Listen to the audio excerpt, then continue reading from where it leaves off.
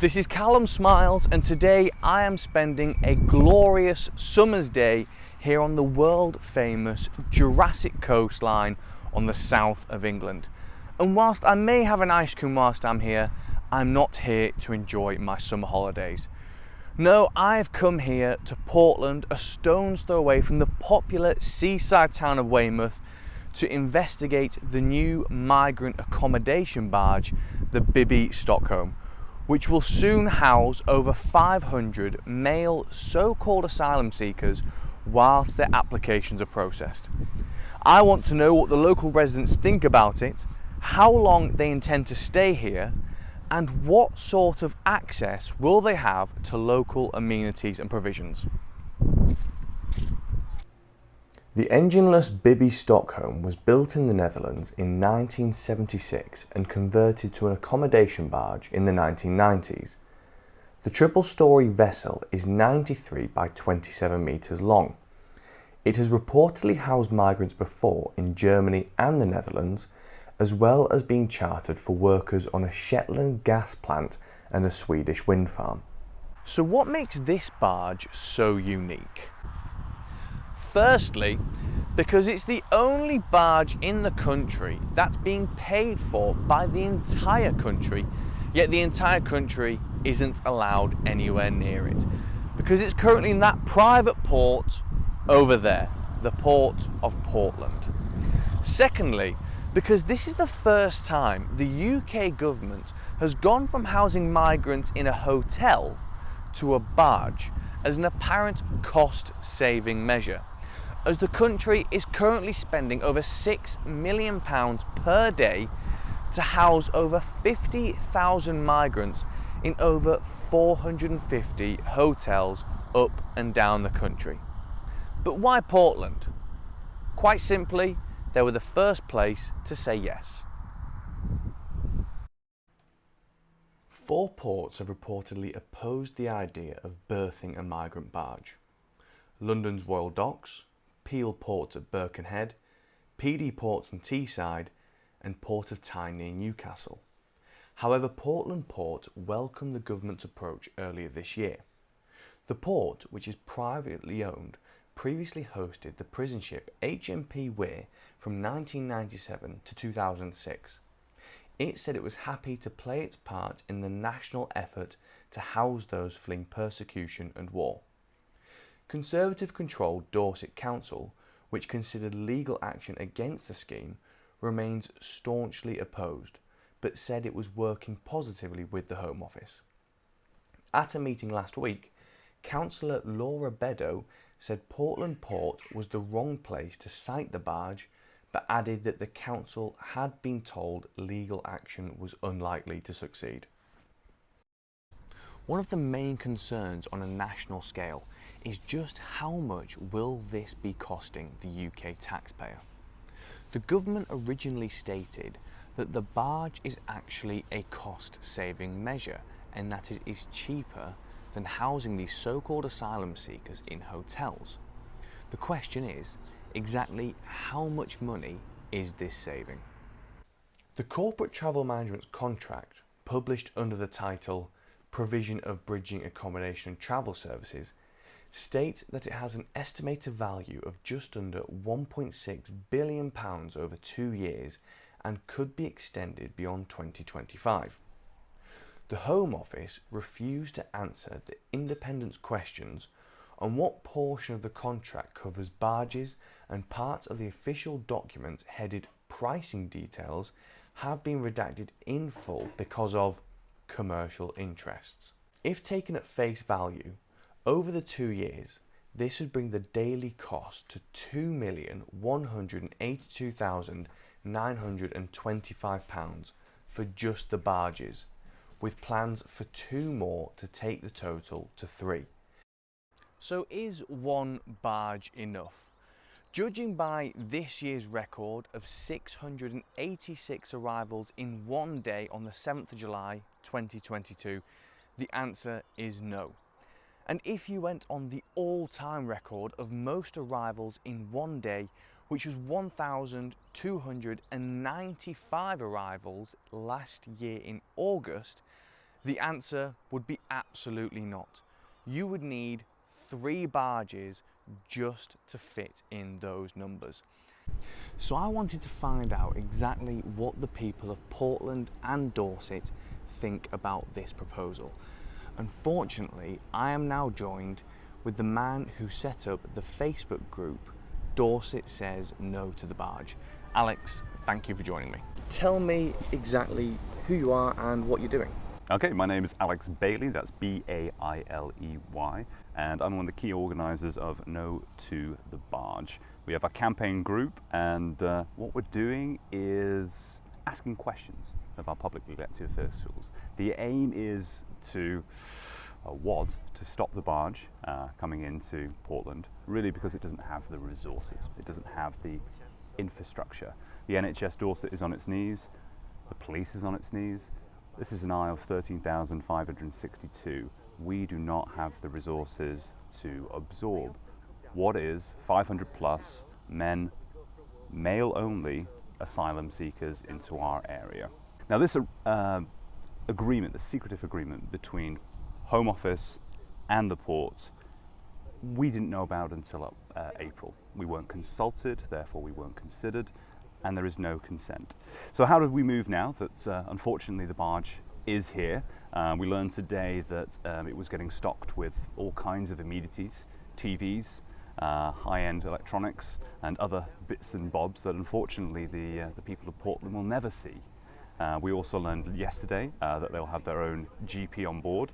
They're also going to have a suite of primary care, which will include dentistry, possibly a pharmacy. And that came from one of the local surgeries in the area, a Facebook post that I'll share with you later. So they have all these resources now, while the people of Portland have been left out. Now these are poor, destitute men from war-torn countries. But we don't know that really, do we? We have questions. We've asked the Home Office, we've asked Portland Port, and we still don't know where they're from, who they are. So what is the general thought of the people of Portland? What sort of consultation did they get? Were they ever given a choice, or was this just, this is happening, get over it? So to answer your question simply, no, there was no consultation. But the people of Portland, the people of Weymouth and the people of Dorset. This was forced on these people. So rightly they are angry, but they're also confused by what's been happening, because many of the questions they started to ask have not been answered. And that anger just needs to be directed in a positive and meaningful way. And that's really what No to the Barge is about. We are directing people to what they can do in their area, whether that be through protest marches, writing and holding their publicly elected representatives accountable, and really just sharing information with them that has been hidden by large, very greedy and quite corrupt institutions. The Home Office, they came down here to alleviate some of the disquiet and anger. However, they did quite the opposite. They added to it.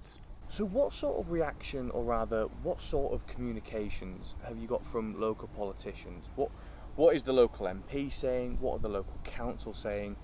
Are they supporting the people of Portland, or does it appear they are supporting those that are going to be staying on the barge? So looking at our publicly elected officials, now we have been in multiple contact with Richard Drax, the MP, and Chris Loder, the MP. However, they have yet to answer.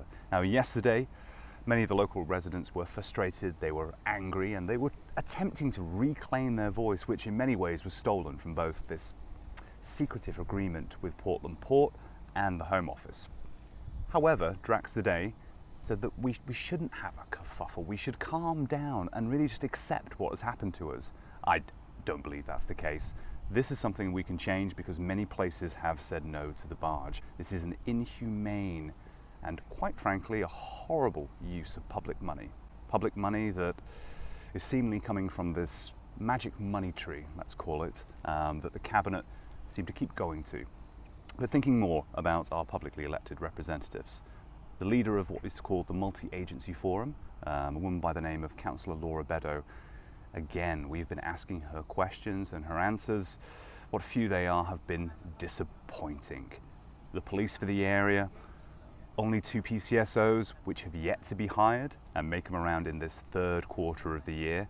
And CCTV. Again, this is not enough for what will be 500 anybodies. So tell me about the community of Portland itself. Is it an affluent area? Is it deprived area? I mean, it looks, you know, when I look over the bay, it looks like a really nice seaside town, but from what I gather, that's actually not the case. Yes, it is economically and socially deprived. It sits in the bottom 10% of deprivation for the UK. What sort of support or even opposition is it getting? How many people are now starting to follow this movement in the local area? So in regards to the Facebook group, we are approaching 4,000 members of this community and Weymouth. This is really a locally funded and powered, I would say, and power to the people of this area movement online. The Stand Up to Racism group is around the hundreds, and we've tried to put the olive branch out to them. However, they do slap it away from us, which is very unfortunate, but we keep trying and will keep trying with that. So finally, where do you see this movement going? Do you think it will have a positive impact, or do you think ultimately politicians aren't going to care what the people of Portland think, say or do, and will just do what they want? So this is really about profit over people for both the Home Office, Portland Port, who is run by CEO Bill Reeves, and the Langham family, as I've shared with you before, and the Cabinet, who can seemingly pull money out of thin air that is the taxpayers' money, that is our money. And I do think they're going to continue this until the election next year, and even then, who will come in next? Labour, who through their tax and spend policy just back in the 70s did exactly the same too. We need a better community-based option for the people of Portland, who are going to be voting in May for their next representatives, the people of Weymouth, the same, and the people of Dorset and the British people. Well, Alex, thank you very much for your time, Thank you. and all the best. So I've come here to the Littlemore Community Centre to speak to the local Conservative councillor, Louis O'Leary, to ask him how the politicians feel about this decision. What sort of feeling is there in the local area about what's happening with this barge? I think the feeling is one of, once again, a resentment from authorities, as you say, higher up the chain, that are very distant to us down here, that we feel we don't have any say over or any decision-making ability, making decisions for us about problems they've caused or allowed to happen. And how did you find out about this? I found out the same way via a press release from Portland Port and the Home Office once the deal had been signed. I wasn't made aware before that, and as far as I'm aware, no one at the council was made aware before that. There was no consultation or no prior discussion about it. We were just told once it was done. So that's how we all found out, which was not very helpful. Given this barge has been renovated for housing purposes, Yep. Is there a planning regulations argument that those who don't want this to happen can have? The problem is where it's moored offshore, the argument is it does not come under Dorset Council's planning. Will these migrants have free reign of the local area? Will they be able to come and go as they choose? As far as I'm aware, because they've not, they're not detained as criminals as whatnot. They are there to freely roam as they wish, and that's why there's things like the bus service for them to go shopping, and they'll be given an allowance. So yes, they will be free to roam. And will there be an increase in services for people in the Portland and Weymouth area in terms of GPs, nurses and police? I've been told that there's going to be 2 additional police officers, but they haven't been recruited yet and don't plan, I'm told off the record, till I think August is the date I've heard. And the money's given to Dorset Council, the £2 million plus the £300,000 from the Home Office, is not to compensate the people of Weymouth and Portland affected by this, but purely to be spent on the people on the actual barges themselves. So there's no additional money going to Weymouth and Portland for Weymouth and Portland residents, which once again helps fuel the resentment people feel, I think. And finally, do you think this plan will go ahead? I think the only way it will be stopped is it when Portland Port realise that it will affect them hugely in the long run as a company, and when the Home Office realise that this isn't going to save them any money. And I think that's why people need to keep campaigning and pointing these things out and keep fighting. And there's no point just rolling over and allowing it to happen. Well, Councillor Louis O'Leary, thank you very much for your time. Cheers. Cheers. So after speaking to the local Conservative councillor Louis O'Leary, it seems very much like the common theme up and down the country when it comes to the housing of these so-called asylum seekers. The local politicians are often against it, as are the local residents. However, they have no say whatsoever in the matter. In a BBC report, it is understood that barge residents will be strongly encouraged to return to the ship by 11 o'clock each night, the government has said. However, there will be no curfew. The migrants are not officially detained, so their movements are controlled within the limits of the law.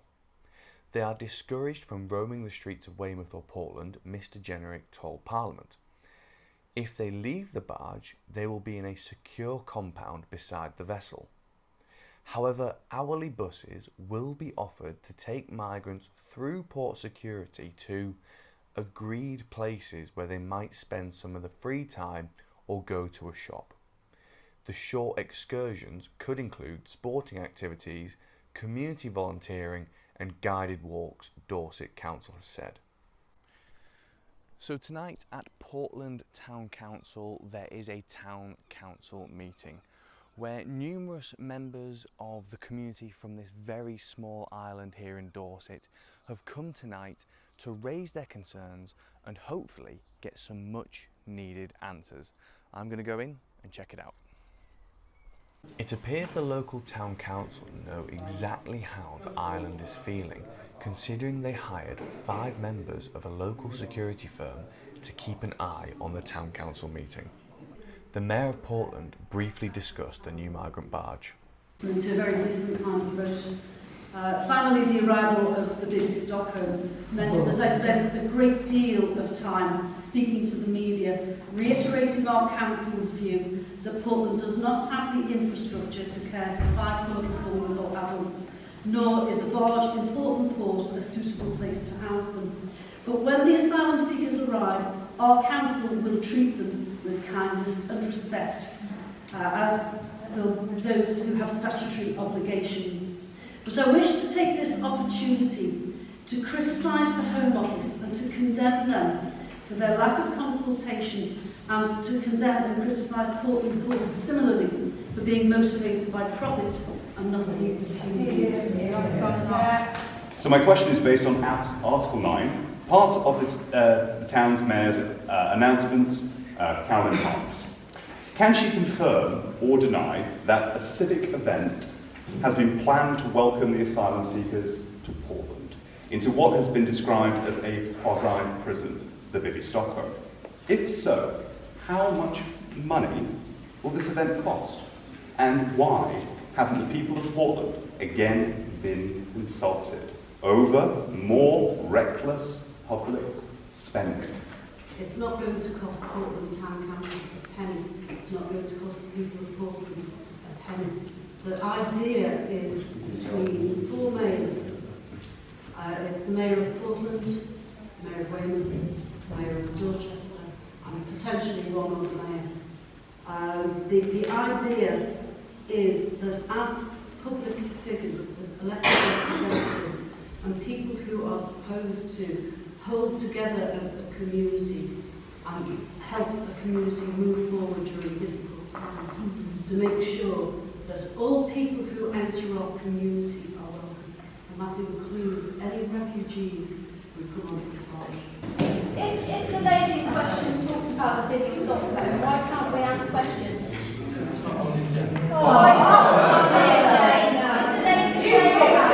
Why is there no?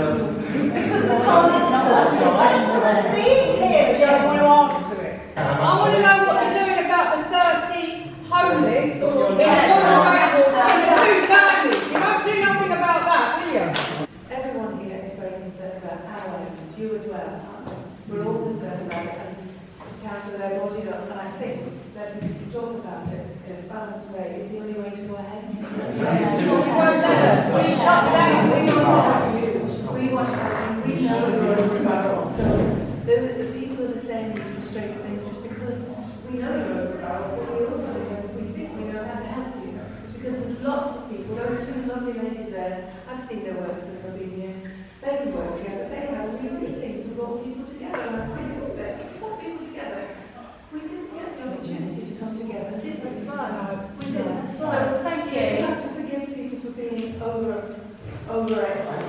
And if you consider make an extraordinary general meeting, or popping it on the agenda, and then people have their say.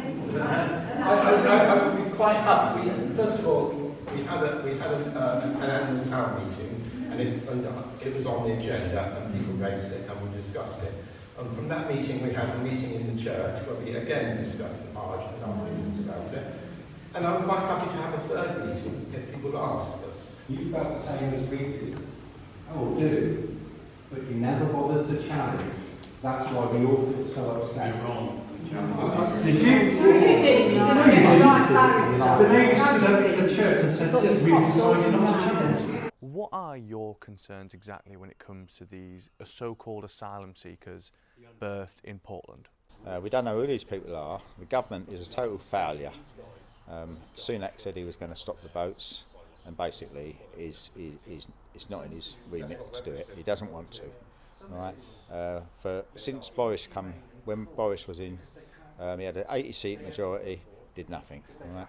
So at the end of the day, they've railroaded this through. Bill Reeves down the port has done it for financial reasons, but I think there's going to be a big danger for the people down here. 500 men, at the end of the day, they're going to get bored. Right? May not be so bad in the summer. Right? I know there's plenty of life going on, but in the winter, right, when it's cold and they've got nowhere to go, right, there's going to be trouble. Right? I suspect the crime rate will go up, and I suspect, right, there'll be more trouble for lots of people down here, i.e. young girls, women and old people. So it's been a fascinating day here in Portland on the south coast of England. This small island of just under 13,500 people in Dorset is soon going to house another 506 so-called asylum seekers on a barge in the port. Now, those on the left accuse them of racism. However, those who oppose the barge claim they are just concerned about the safety of them, their family and their friends after what has happened around the country when it comes to sexual assaults and violent crimes involving so-called asylum seekers, particularly just along the coast. In Bournemouth the other year, a man called Thomas Roberts was stabbed to death by a so-called asylum seeker who came here claiming to be a child who was in fact a man in his 20s. Today's town council meeting didn't seem to get anything resolved. However, it appears to have led to a bigger meeting involving bigger authorities, which will hopefully get their voices heard and get them the answers they want. However, that remains to be seen. Today, the problem is not gone. However, the problem will be resolved at some point in the future, one way or another. And the people that say no to the barge are not giving up the fight just yet. This has been Callum Smiles here in Portland, in Dorset, covering the barge story. Thank you so much for watching and hopefully sharing. If you appreciate this style of journalism, I am now even more independent media than when I was at Rebel News. And don't get me wrong, I had a great time at Rebel News and produced some great work, and I was very grateful for the opportunity to be there. However, I am now going my own way, which means I have to fund myself. If you would like to see this sort of reporting continue, including my comedy videos and my other health snippets, then please consider going to my Buy Me a Coffee and helping with my expenses and the ability to make this a full-time job so I can continue to bring you independent media. Thank you very much, and I'll see you next time.